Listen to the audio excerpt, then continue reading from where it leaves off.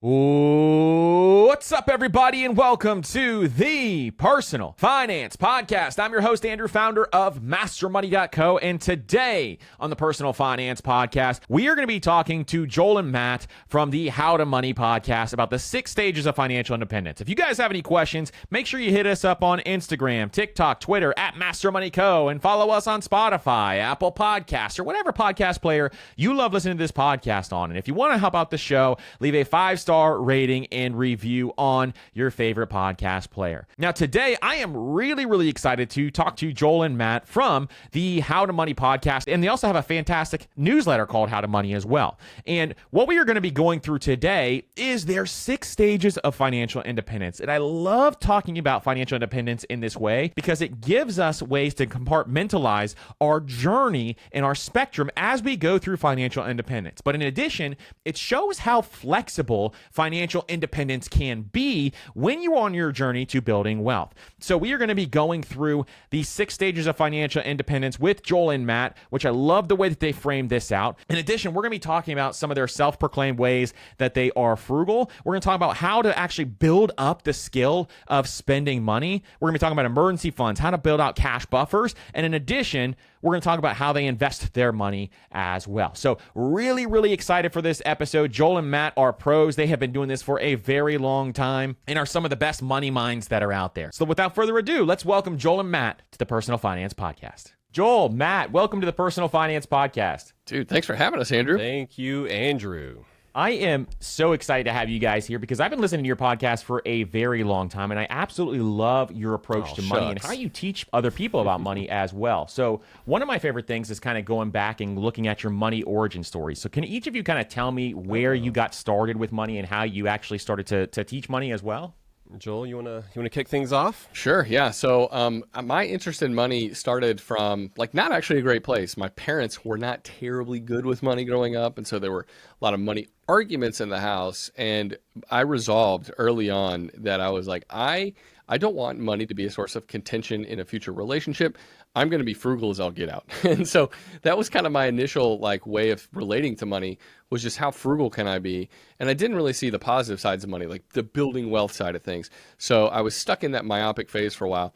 But then I always wanted to work in radio, ended up working in radio, and of all things, I end up working for one of the personal finance godfathers, Clark Howard, who is just this brilliant mind. And I started to learn a whole lot of things about personal finance that I didn't know. I was just going to be cheap my whole life. And so working with Clark really helped expand my horizons. He's not cheap right now. So. Right, I'm still kind of cheap, right?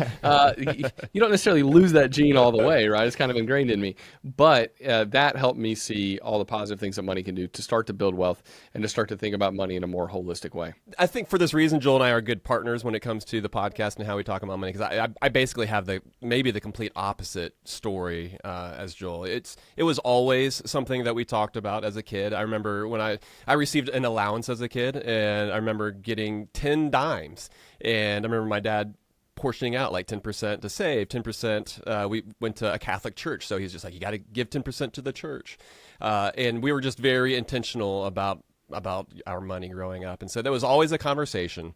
And I remember even as a kid, and certainly didn't know truly what he was talking about, but I remember him sitting me down and just truly explaining what it meant to be financially independent. I remember him likening it to a roller coaster. And it's you're kind of climbing up this hill and you get to a certain point and it gets a lot easier. It's when your money is working harder for you than your money is. And so that was, as a kid, I received that knowledge. Of course, as a kid, I was an idiot, and none of it truly stuck. And it wasn't, be honest, not much has changed. Yeah. But it laid a good foundation. And it wasn't until my wife and we owned our own business. So we were entrepreneurial, and we were driving to a photography gig, and we were talking. At the time, Downton Abbey was huge back then, and we were having this discussion. And Kate was like, "How do they do that back then? What did it mean to live off the land, live off of the estate?"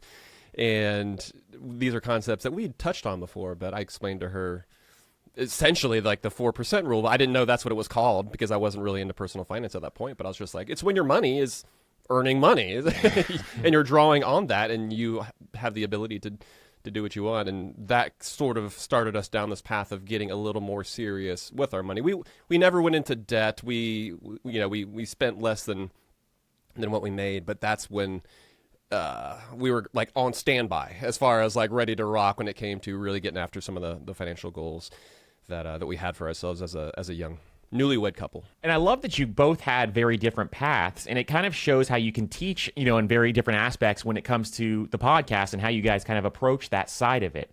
And how did you guys actually meet originally, and then what made you actually start the podcast? So Matt and I, we lived in the same neighborhood. We actually went to the same local church too, and so we kind of we got to know each other pretty quick. It was young adulthood before kids. Now we've got kids roughly the same age who are best friends too. But yeah, so we just kind of got to know each other over a course of a few years and quickly gravitated. We realized we had a lot in common, personal finance just being one of those things. And so I had started a blog on the side too, trying to get my personal finance thoughts out there.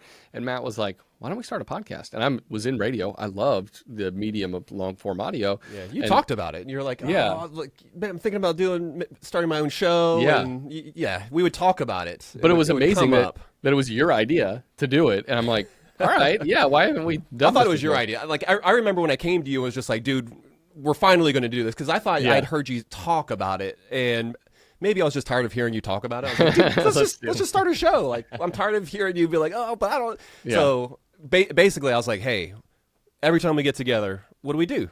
He's like, we drink craft beer. I'm like, yes, we definitely do that. Let's store that one away. Let's not forget that. But then what else do we talk about? And at that point in time, we were both really getting into real estate investing and just generally speaking, being smart with your money. Those were a lot of the common themes that we would come back to. So we're like, let's start the podcast that feels really approachable, where it feels like you're hanging out with your bud. Yeah. Enjoying a craft beer where you're talking about doing smarter things with your money, where it doesn't feel like you're in some personal finance lecture or that kind of thing. Because it's not that there weren't great people in the space. There were. Yeah. But we wanted to translate this information for the next generation. And it's true. Like, you hear something differently from a voice that you feel you have more in common with. And so we're like, all right, we're going to try to do kind of what some of these other folks have done, but for the millennial generation and Gen Z and kind of, the up and comers. Slightly different flavor. Yeah. You're a fan of craft beer as well. And just because there's somebody that makes craft beer, that doesn't mean that somebody else can't start a new brewery. It's like, this is going to be our take on it. It's the same style, but it's going to be, it's going to taste different. So that's kind of what we're doing. Exactly. And you guys nail it, because it really does feel like you're sitting down with some friends, having a craft beer and having a conversation about money. And that's what I love about it. It's so approachable. It's so down to earth. And that's why I've been listening to your podcast for so long. So I think you guys are really nailing it on the head. And one of my favorite topics that you guys talk about is financial independence. And you lay out these stages of financial independence that I think are really powerful. I love the idea of taking personal finance and putting it into stages. I think people love step-by-step ideas. And so I think this is a really, really cool way to approach it. So I'd love to dive into the stages of financial independence that you guys always talk about on your show, because I think there's so many cool ways that you lay this out. And the first one that you kind of go through is no-fi. And it's kind of where a lot of people start out in their financial journey. So for someone just starting out, what is that first stage of financial independence, or what is no-fi kind of defined as? Yeah. Okay. So first, before we even you're talking about like the financial independence exists on a spectrum, essentially, is exactly sort of how we talked about it.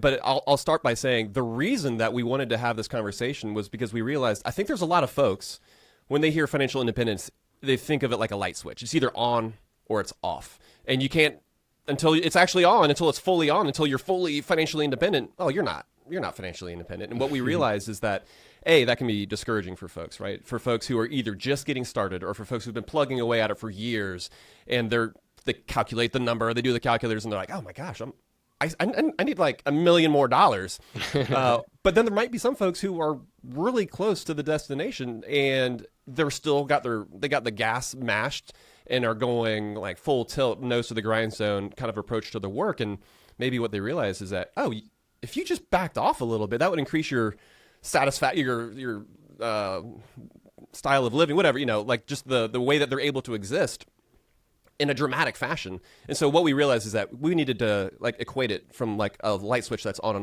or off to like a dimmer switch, because, and everybody knows if you ever use a dimmer switch, like that's when you can really like dial it in, set the mood. Yeah, get the mood lighting, yeah. But that was, first of all, why we wanted to talk about it in that way. But then, of course, the first one was no-fi. Basically, you don't have any options. You're not independent of anybody or anything. You probably have a negative net worth, right? You've got student loan debt, or maybe you've gotten into some credit card debt. And so you're like, I got to get over the first hump, which is kind of paying off some of that debt, getting out of the dregs of student loan debt, whatever. And grant, the SAVE plan is going to help people have a lower payment and all that kind of stuff. But it is really like, that is a demoralizing place, but it's a place where most people start out.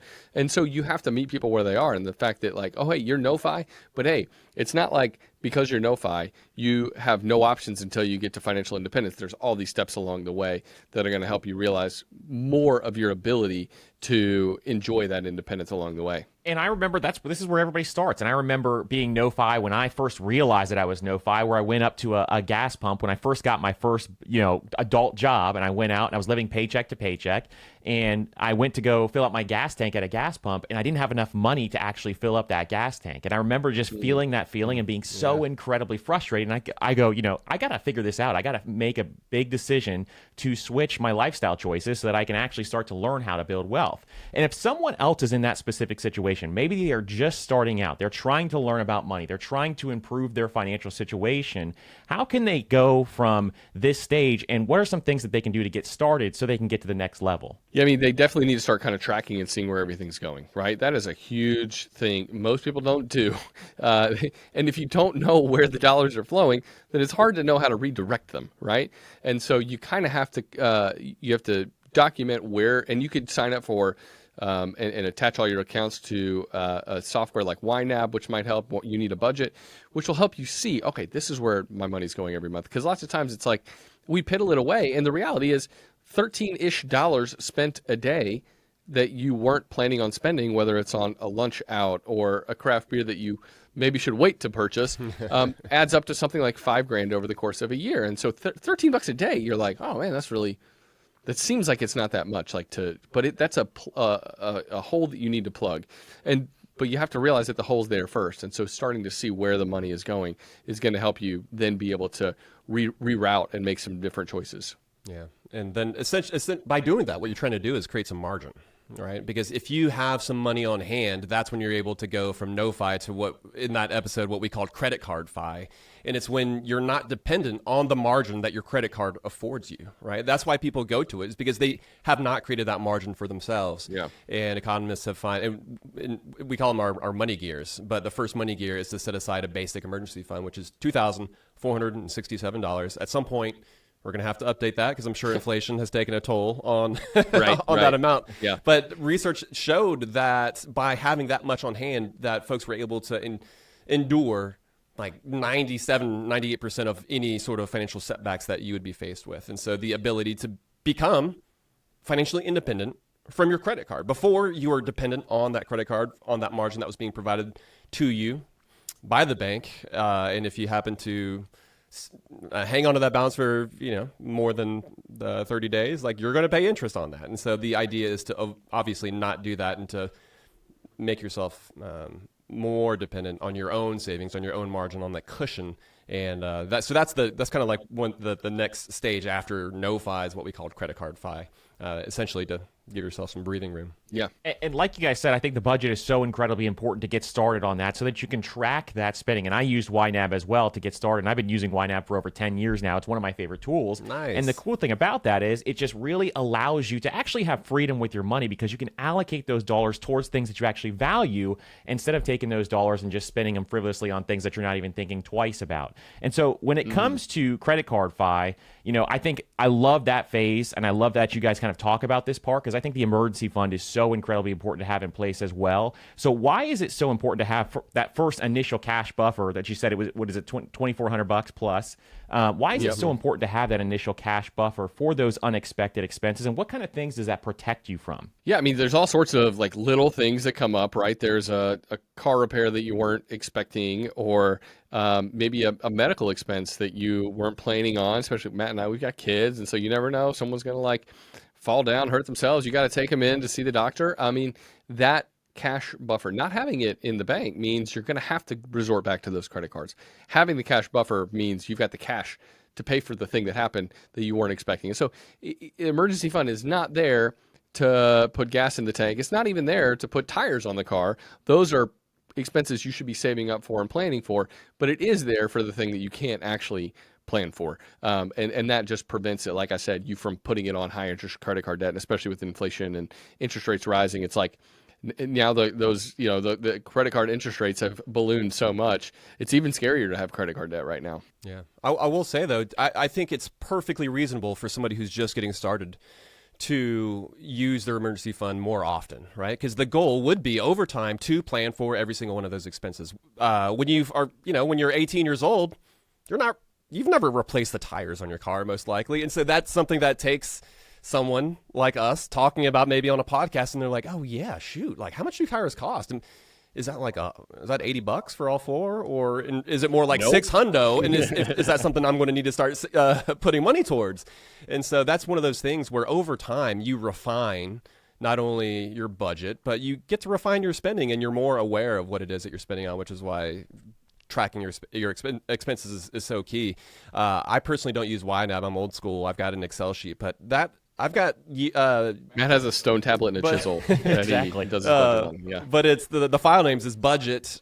Right now, obviously this year is 23, but I've got all the way back to budget 07, and so that's when I started keeping up with it. And so it's also just cool to be able to go back and like I can literally tell you how much I spent on going out to eat in September of 2007 if I wanted to. I'm sure it would be eye-opening compared to how much my wife and I spend out on date nights now. But I wanted to point that out because I think early on folks were like, well, how the heck am I supposed to know that I need to set aside funds? I need to have sinking funds set up. I need to have savings buckets for some of these specific expenses in life. But it is something that over time it crystallizes. You drill down. You get more granular with it. I think honestly, the older you get and the more you follow your money. And that's one of the things we talk about too, is it does take time. This is a process. This quest of financial independence is for most people going to take multiple decades. And so don't get discouraged when you have a setback. Like, you're still going in, if you're going in the right direction and you're aiming for these goals and you're trying to save more and more and start investing and pay off that high interest debt, like, this is going to be a process. And I think sometimes you might listen to a personal finance podcast or something, or the personal finance podcast, and you might say, okay, I just want to overnight get there. It doesn't happen overnight, right? And you might find the motivation and you might get started strong, which is great. But just know it's not going to be some sort of instantaneous thing. It's going to take a minute. So if somebody is credit card fi, when should they start considering investing or thinking about investing? Ooh.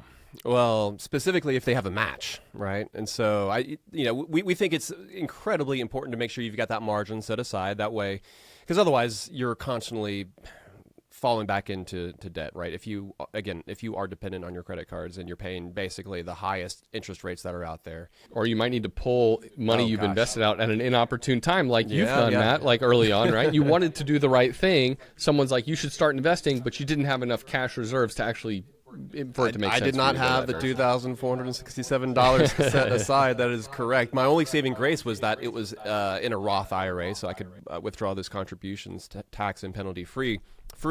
But I have no idea what the market was doing at that point, and I was having to dip into that.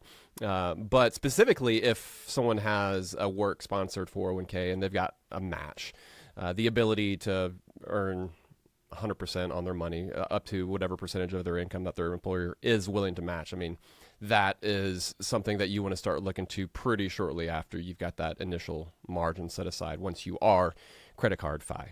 Exactly. And for those who are listening who don't know what the employer match is, it's basically a way for you to get, a 100% rate of return on your money. It is literally free money. And I know Joel, Matt, and I love free money, so we always want to take advantage of that when you get that employer match available to you. So I think that is one of the best things to take advantage of. Obviously, you got to get that buffer first and have that in place.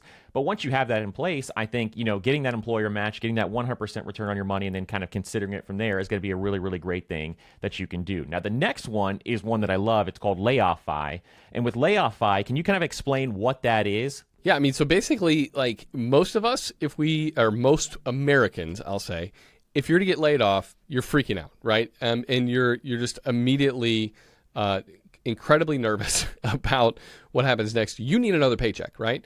And once you reach the point of layoff fi, that's like having not just $2,467 set aside for emergencies. That's having like 3 to 6 months worth of expenses on hand so that you can weather a longer storm.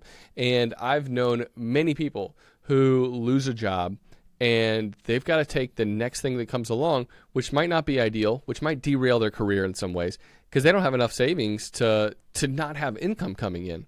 And so Layoffify is a really good thing. It can help alleviate a lot of that pressure. Like, okay, if something does happen, if my industry goes through a downturn, if my employer says we've got to lay off 20% of the workforce, like the numbers aren't shaking out as well as we had hoped this year, and you're on the chopping block, you're not thrilled about it, right? You're not like, woohoo, yeah, this is great. But you are like, hey, I can weather this storm because I've got enough in savings, and I don't have to take the next thing that comes along. I can wait, keep applying for jobs. I'm working hard but to find the next thing, but I don't have to take the first thing that comes along. Exactly. And I think that's so powerful to kind of help reduce your stress and anxiety around money, specifically when it comes to your work in your job and how you're actually operating around that kind of stuff.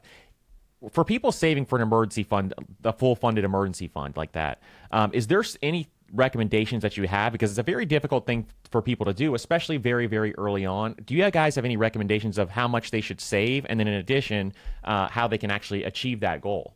Oh, yeah. So, I mean, we're not the only ones to say this, right? Like, it's not like this is something we've trademarked or coined, but typically having that 3 to 6 months set aside is going to be clutch. And where you fall on that spectrum, I think, can come down to your risk tolerance. And so, and a number of factors, to be honest, not just your personal risk tolerance, but that of your partner, your significant other.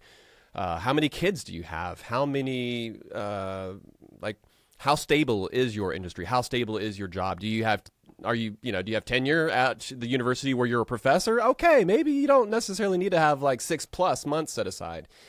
Being entrepreneurs, like personally, my wife and I, we've got 9+ months typically set aside is where we feel the most comfortable.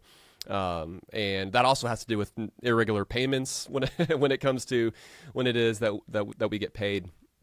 So it's the ability to live off of that for months at a time without sweating it. But then again, yeah, whether you get laid off or just have a big unexpected life expense, the ability to weather these large storms. It's not just a layoff, right? Like it could even be somebody getting sick, somebody's in the hospital for a few weeks. These are things that you don't count on happening, but I think typically when it does happen to people, they weren't expecting it to happen either. And so it's just one of the things where it's like self-insuring to a certain extent, right? It's having the money on hand. You're not likely going to need it, but depending on your situation, you might be tapping it sooner than you think. For sure. And I think it's really situational. Like you said, I think there's a lot of different scenarios where you can figure out how much you need to save. I love that you have 9 months since you're self-employed. I think that's one thing that I like to do too, is I just like to have that longer runway, just That's depending nice. on whatever could happen, just having that available. But like you said, if you're a tenured professor or something along those lines, then maybe you can get away with having a smaller emergency fund. And I think 6 months is kind of right along the perfect middle ground there, because I think for a lot of people, if you get fired from your job or something happens with a layoff, then you have to go apply for jobs. That's maybe 1 month or 2 months. Then you have to go into interviews. That's 3 to 4 months. And so that 6 months really gives you that perfect little runway there. If you have a job that maybe is not as secure as some others to figure out how to find that new job. So the next big piece, I think, is people are always worried about how long it takes to save up that emergency fund and how long it will actually take. How long did it take you guys to save up your first emergency fund? And how did you actually build that out? Yeah, it's like tough to skin that cat early on. And we were just answering a listener question recently from someone who's got 3 kids under the age of 5. And they've got all these money goals and they've got a great income, but it's tough how much am I saving? How much am I investing? And how much am I like paying off debt, right? And so you're kind of, the way you reach financial independence is through doing all 3 at the same time. And so the 2, 4, 6, 7 number in savings is like the first priority, then paying off some of that high, or then getting the match, right, at work, if you have one on your 401k, and then it's paying off that high interest rate credit card debt. And then you're talking about working on saving more money. And so you're kind of like doing a little bit of this, and then a little bit of this, and then a little bit of this, and then more of this other thing. And so it's kind of like turning up dials. And so it takes a while, I think, especially I remember my first job was part-time in radio, and then my first full-time job, finally, it didn't pay a whole lot. And so it took some time, and it took a heck of a lot of frugality to be able to like make that happen sooner. But yeah, I think you need to think about all of those things together. We're trying to invest for those future financial independence years, but we're also trying to save so we have a little more financial independence in our lives in the near term as well. Having that liquidity is really important. And I mean, so you're asking as far as like how long it took, and I'm like, gosh, like I'm trying to think back, and I'm getting to be a little bit older, but like I'm guessing, I think it took us a number of months, and that's where it varies from person to person, right? Like that's why it's personal finance, is because you might have a young professional couple, and it turns out they don't really have all that much student loan debt remaining, and so their payments are pretty small. And so once their eyes are opened, like things click, and they're able to boom, all like in 3 months they're able to have 6 to 9 months worth of living expenses,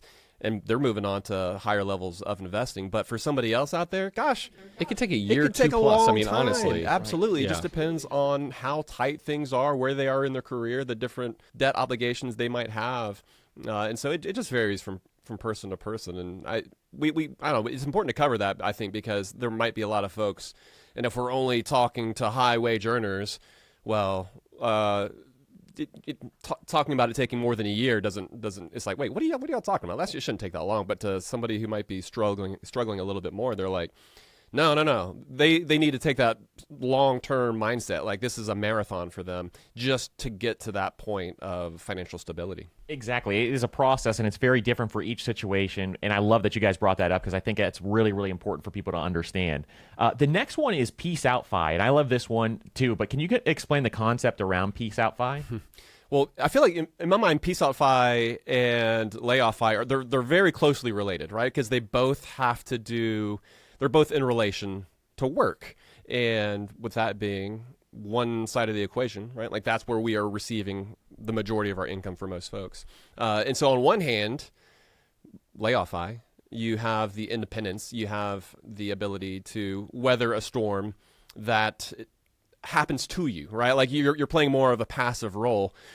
Whereas Peace Out Fi, man, you are in the driver's seat, right? So this is when you're in a job and you're like, I do not feel fulfilled. Oh man, this is getting to be a unhealthy, borderline toxic work environment. This is something I do not like subjecting myself to day in, day out. Like I feel the stress and the toll that it's taking on my life. That's when you can start to think, all right, like hopefully you could line some things up so you can transition seamlessly, right? The ability to perhaps engineer your own layoff, like then when you're talking about severance, that way, oh man, you're actually in a great position now, because not only were you able to set yourself up for the next job, but you got this little boost that's pushing you from behind. But let's say you weren't able to do that. Well, it's having plenty more than that 3 to 6 months in order to buy you some time to be able to figure out what's going to be next in your life, in particular when it comes to your career. Yeah, instead of being like worried that you're going to get laid off, you might even be raising your hand. You might say, hey, no, it's because I'm ready to move on to this another career.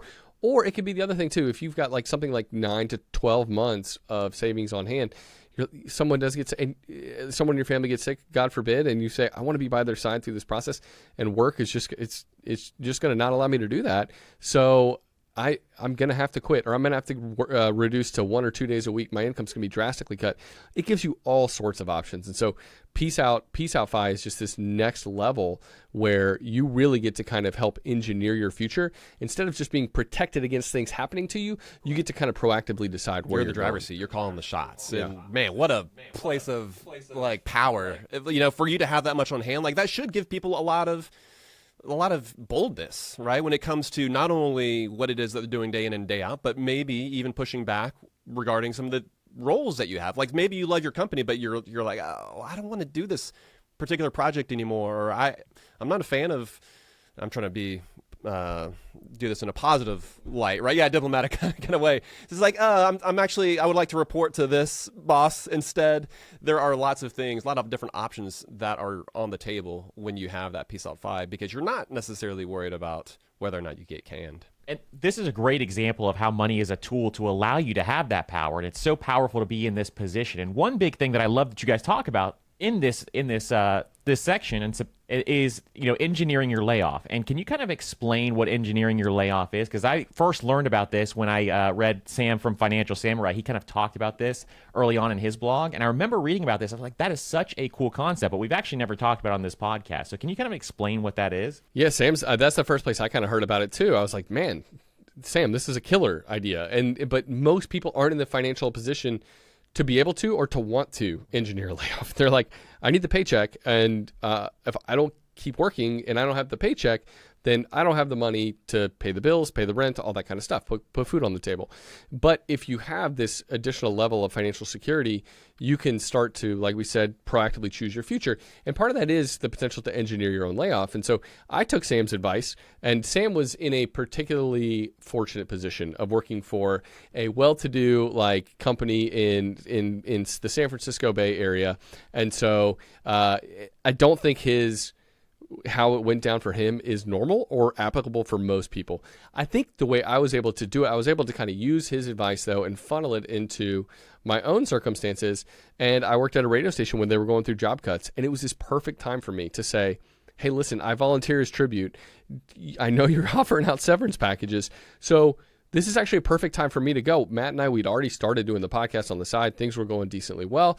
And so I was able to hopefully save somebody else's hide by taking that punch. But I was also working on the next thing and building it up. And so it gave this perfect runway, getting that additional severance in addition to the savings I had on hand, where I was like, oh, I've plenty of time to see whether this podcasting thing's going to work out or not.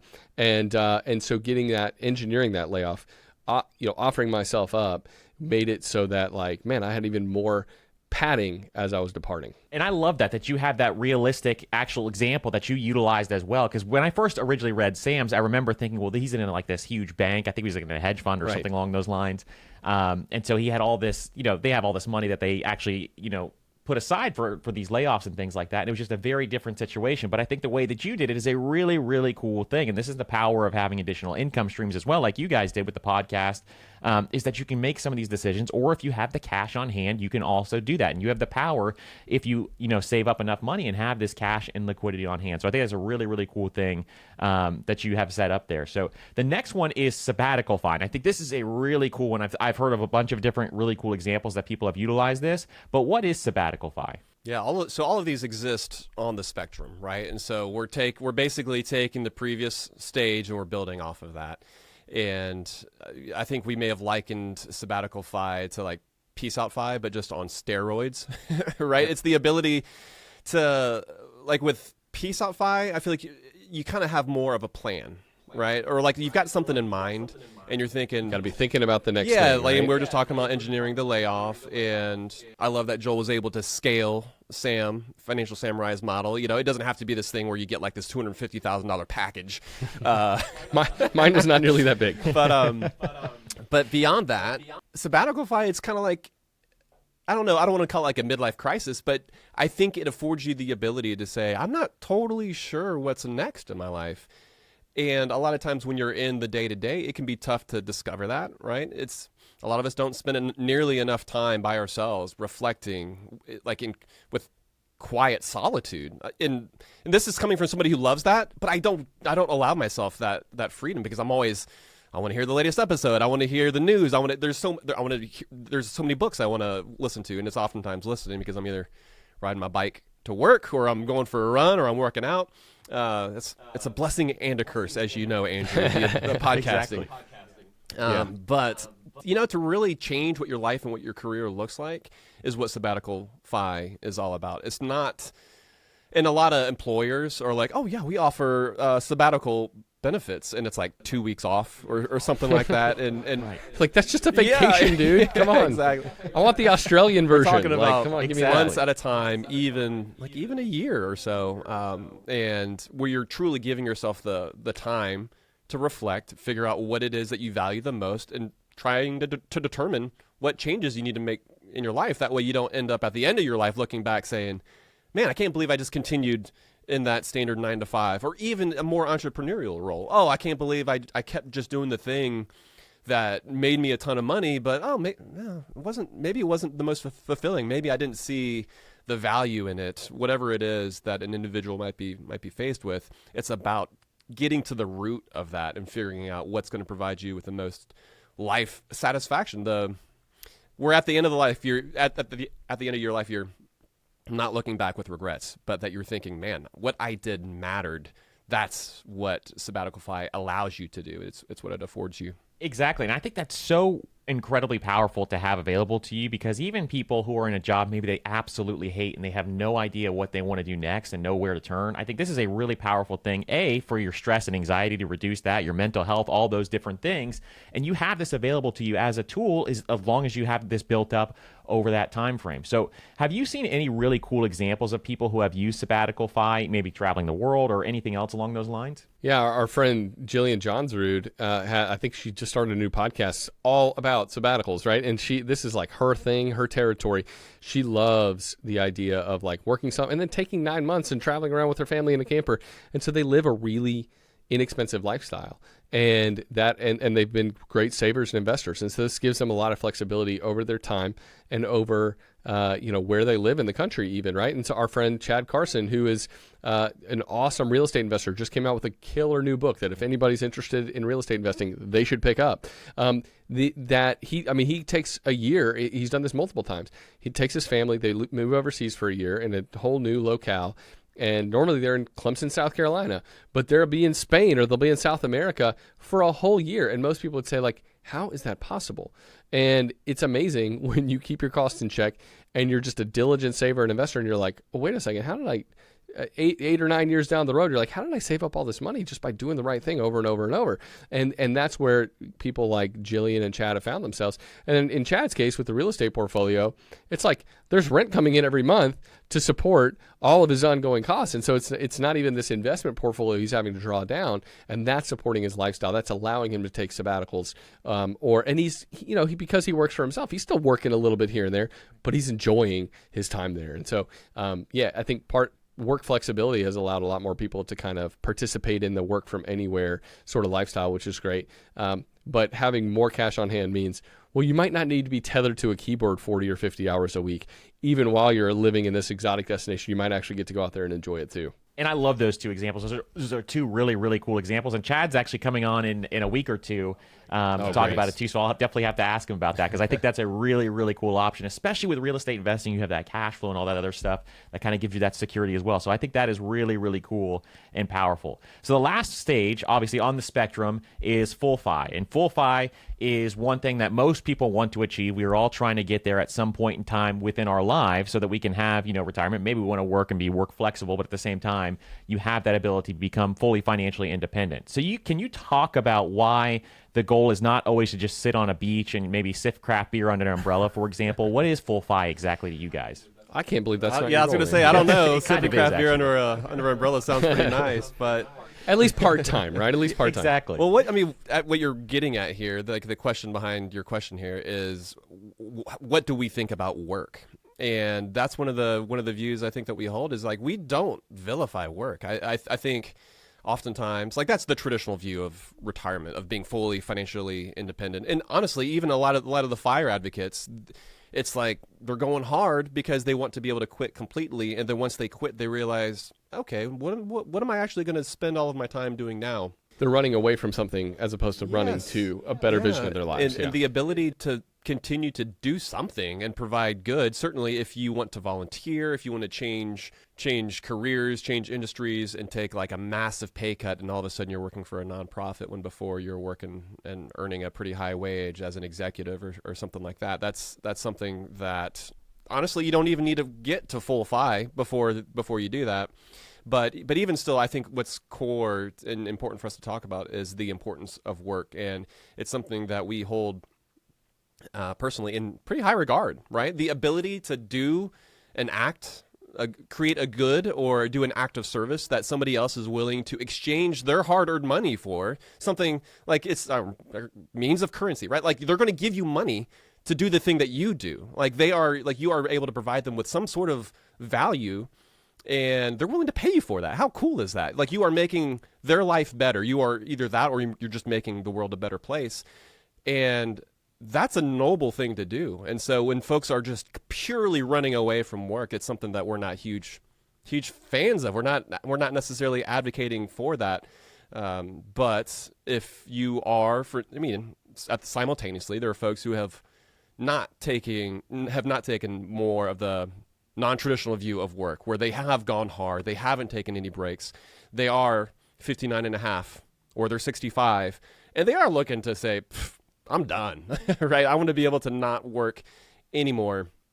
And that's where both my parents as well as my in-laws, they're fully retired. They're right now, as we're recording this, they're driving to Atlanta because they're going to spend the weekend with us. And they didn't have to leave work early, right? Like they just left when they wanted to leave. Before that, they were in the Cayman Islands, relaxing. And I'm like, I love it. I'm seeing pictures and sheltering money from the authorities. like you do. That's what you do in the Caymans, right? Exactly. But yeah, the ability to not have a traditional job where you're reliant on that income. Like if you want to work here and there as like a little bit of, icing on the cake, little cherry on top, that's fine.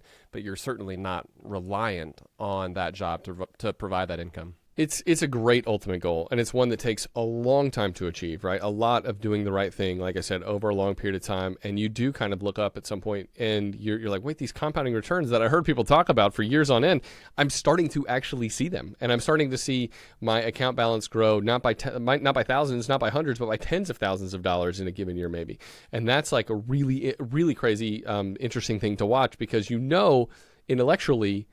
How compounding returns work. Maybe you've been explained how they work and you're like, that sounds really cool. But then when you start to see it in fruition, you're like, that's so rad. But I think what we preach to a lot on the show is balance.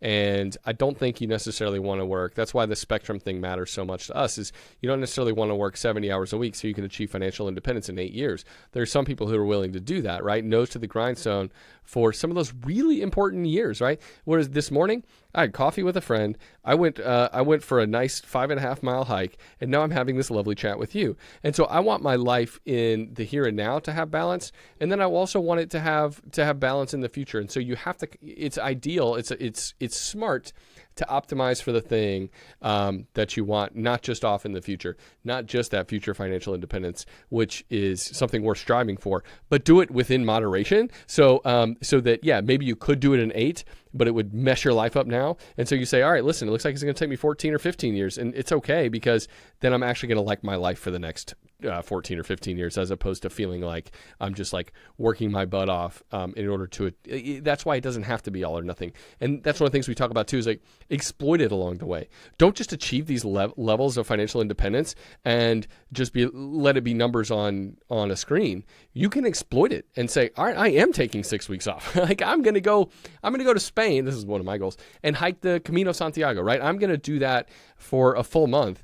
Like exploit it along the way, because if you don't, it's just numbers on a screen and you're detached from the reality that of the financial buffer that you've built up. And I love that. It's just attaching those things to things that fulfill you, essentially, is what it comes down to. Whether, you have that work-life balance where you can create some sort of business and or have a work situation where you can have that work-life balance, but you also have the freedom to leave whenever you want, and you have that financial independence available to you, and you can do the things that you want in life. And that's the coolest thing that money can do. It allows you that freedom and the freedom of choice to be able to do what you want with your time and your energy and everything else. And I think that's the most powerful thing that we can do as we start to build wealth.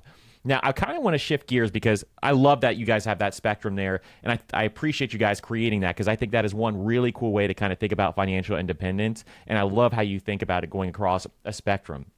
Now, shifting gears here, you guys are both self-proclaimed frugal, and I love that. I used to be really, really frugal as well, especially in my 20s.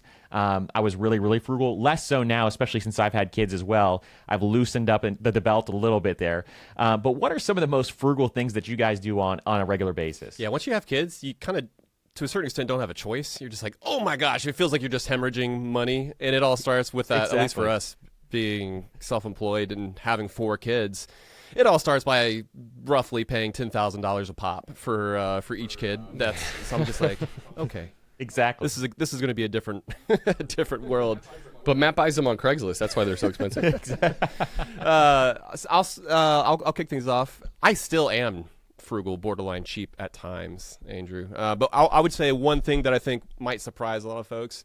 I still cut my hair. My own hair. Like I've cut my own hair ever since I was in middle school, right? Because my parents were frugal, and so I'm at home, and Mom used to cut my hair because they were frugal too. But one time she messed up. I was like, Mom, never again will you cut my hair. And so I cut my own hair. It took me like an hour as a 12-year-old or something like that. But I literally have cut it. I have not gone to a barbershop. I've not had somebody else cut my hair. I'm 40 years old now. Do you have like a 360 mirror around you? What's that? How do you do that? Do you have like a 360 mirror around you? Just get like go to the beauty salon and get like one of those wide mirrors and get some clippers. I will say it's helpful to trust the guards. And so once you know your number, like I can, like if I got a charged hair clipper thing, whatever, I don't even know what it is, like wall or something, it's like $30 off of Amazon. But get that thing charged up, put the 4 on there, the 3, and then the 2 all the way down to the ear, and then hit it with the ear guards. It's done. It's Knock it out amazing in like 20, how 25 minutes, man. Something like a haircut adds up, right? It's all. That's the thing. You got to pay attention to the big things and the little things. Yeah. And sometimes some people want to be like, cool, I'm not willing to give up 2 nice cars or whatever. You have to be willing to give up some things in order to pursue and have more of this optionality. So I don't know what do I do that's frugal. I mean I ride my bike all over the place, right? So I've ridden my bike already like 7 miles today. I just use it as a way to get from point A to point B. Yeah. Yeah, so that's one thing I would say. And then, I'm trying to think if there's something else where I have definitely, I used to just be like ridiculously frugal, and I'm trying to not be as frugal as I've been. The other thing, I refuse to pay for parking. So I went to a concert the other night with a friend, and we parked like 1.2 miles away from the venue. We had this lovely walk-in discussion, but we parked for free. Instead, we would have paid $20. And part of it's actually convenience, because if that parking deck fills up and everyone's leaving at the same time, it's going to take you an extra like 45 minutes to get home. I'd rather spend that time like going on a walk or something. So refusing to pay for parking as much and as often as possible is probably something else I do that's frugal that most people would be unwilling to do. They're like, it's $15 or it's $22. Who cares? Like, this is just part of the joy of getting to go see this concert. I'm like, no, I paid for the tickets, but I'm going to park for free. Related to that, so typically everyone's biggest line item in their monthly budget is housing. But then after that, typically, is transportation. And so, I mean, we're a one-car family. We have been for over 15 years now, and we thought it was going to be harder after we moved out into the burbs. So we used to be in town. It's a lot easier to be a one-car family. And we're like, oh, my gosh, we're moving out to the burbs. Let's see how long we last. Hey, fingers crossed, man. We keep that up. It takes a little more scheduling. Certainly, you take a lift here and there. Like I just got the van serviced, and it took all day, so dropped it off. But I had to catch a lift. No big deal, because $20 is a heck of a lot more than what's the average car payment these days for a $40,000 vehicle? Like $785. I looked at the other day. Insane.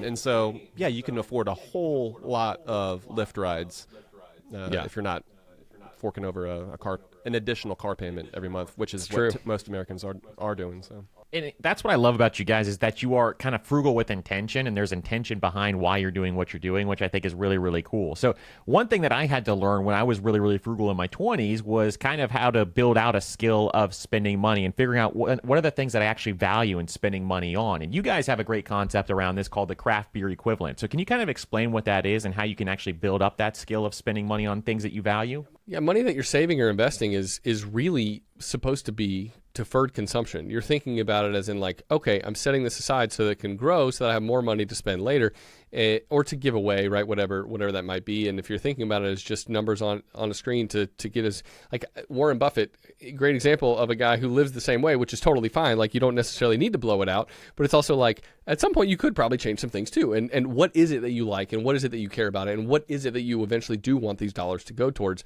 And so the craft beer equivalent thing, that's something that's a big part of our show. Matt and I love craft beer, and we spend money on craft beer like way more than most people would think is normal. Sometimes it's like a $25 bottle of beer, and people are like, what? That's crazy, right? A beer. And for one beer, yes, exactly. Or a $25 six-pack or something like that, or 4-pack for something that's really delicious. And that just is something that we appreciate quite a bit. And it's our goal to tell, okay, pick 2 or 3 things in your life that are kind of your craft beer equivalent. For me, like, there's like local folk art is something that's really important to me. My wife and I, we buy at least one piece every year. We literally just bought a piece a couple weeks ago that we weren't planning on buying, and someone was like, hey, I'm selling this. And we're like, that's awesome. Okay, we'll buy it. And we set aside money for a few things that we think are important. Travel is often one for people, but don't necessarily do and spend money in the ways that everyone else is spending money. If you can say, actually, this is important to me, this is important, and this is important to me. And then you're funneling money in that direction. And then you spend less in all the other things. It makes you actually excited to pare back on some of those other things. Like, you know what? I'm going to get the cheapest cell phone service possible because it means that my budget on the stuff I really care about can grow. That's a great place to be. And most people are like, they think of it as drudgery, saving money. It's like, no. Saving money on all this other stuff means you can have more to funnel towards, whether it's in the here and now or whether it's in the eventual, the things that really, really matter to you. But you got to kind of do a little bit of that digging to figure out what it is that matters to you, what moves the needle. And it might not be the same thing that moves the needle for your neighbor or your friend. So that's really kind of a personal endeavor that you have to embark on. And it reminds me of Paula Pant's famous quote of, you know, you can afford anything, you just can't afford everything. And that's kind of how you have to think about some of this stuff, is figuring out what you value, putting those dollars towards the things that you value, and allocating everything else towards your wealth building, especially if you're on that journey or you're still building up on the FI spectrum as well. So I think that's really, really cool and a really great way to think about spending money. Now, you guys both invest in a very similar way that I do from what I've heard on your show. Can you kind of talk about, if we were looking at a pie chart of your investments, how do you actually invest your dollars? Of like the actual allocation of our invested dollars? Exactly. Or is it 50% stocks, 50% real estate, or how do you actually look at that? I would say Matt's all in on Bitcoin. Yeah. So, and that's what he advises everyone else do. 150% Doge. I'm leveraged. Yeah, exactly. There's people actually coming after me right now. Right. I would say, goodness, about 2/3. So the money that I've got invested in the market, in the stock market, it's fully invested in the S&P 500. So my market money literally is 100% the S&P 500. Vanguard's ETF VOO, VOO. And then aside from that, so of my overall net worth, I would say that that's probably about 2/3 of my wealth. And I would say the other 1/3 is real estate. So single family investment properties that Joel and I, that we both started talking about, and that's, again, sort of the beginning of our friendship, was kind of being like, oh yeah, you thinking about doing that? Oh, I'm thinking about doing that. And that was a lot of what we talked about there early on. Certainly doing less of that now, as far as actively looking for additional properties.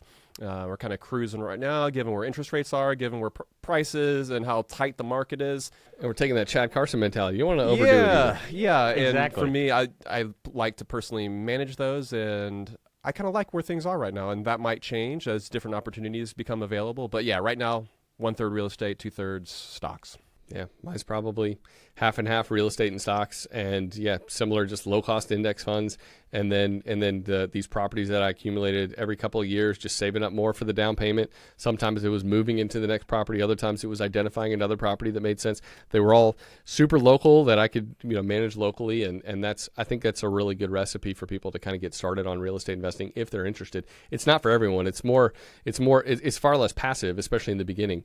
It can eventually become more passive, and has for me, but it's one of those things where, it's probably half real estate, half stock exposure, mostly U.S. stock market. I love that, and that's kind of the same way I am, where it's about 50% real estate and 50% index funds, ETFs, those types of things. So I think that's absolutely fantastic. So before we wrap this episode up, I want to ask you my favorite question that we love to ask all of our guests, which is, what does wealth mean to you?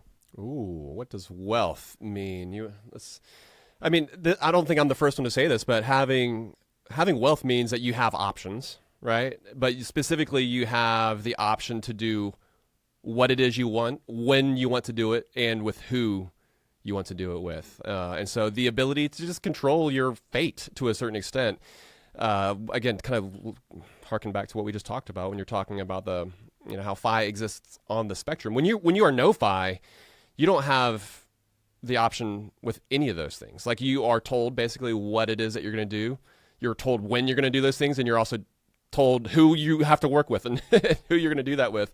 And if you are looking for more autonomy in your life, like as you increase the amount of wealth that you have, certainly there's going to be times when, okay, this isn't ideal, but okay, that's life, right? Like, you can't eliminate all hassle from life, but you can curtail it, right? Like, there's a decent amount of it that you do have control over. And to me, in particular, though, all of those things, but in particular, the win, because it's not that you don't want to necessarily do things, but I don't know, like when you get around to doing those things and the control of your time seems to be like the most important thing that I think I'm starting to realize, especially like you do, Andrew. Like as you have kids, you start to realize, man, I've got a very limited window. Like I know that on this year, my wife and I, Kate and I, we're going to be empty nesters, which is mind blowing to think about right now. Like literally our youngest dudes, Joel's son and my son, we're celebrating their 4th birthday tonight. Like the families are getting together. Again, we're best friends. Our families are best friends.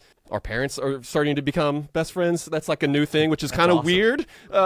3 generations, yeah. But yeah, like, okay, they're 4. So do the math there. 14 years from now, they're not going to be at home. And when you start thinking about things through that lens and with that perspective, when you've done the hard work to get you to where you are now, it allows you to start prioritizing the things you want to focus on, at least for the next period of time, like for instance, the next 14 years. It makes me think, and something that probably should be said more, especially in the personal finance community, is that there are different kinds of wealth. And we talk a lot about the money version of it, right? And that's what Matt and I want people to achieve is more and more financial independence, more and more wealth from like a dollars and cents standpoint.